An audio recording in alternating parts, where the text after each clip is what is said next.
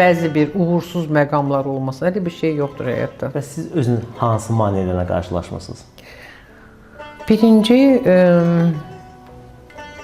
həmişə ən böyük maneə mən özüm idim.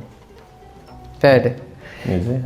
Çünki həmişə arada düşünürdüm ki, mən yəqin ki, tam yaxşı ana deyiləm. Çünki işə daha çox vaxt sərf edirəm. Uşaqlarıma bir o qədər vaxt sərf eləmirəm. Həmişə o his mənim içimdə idi.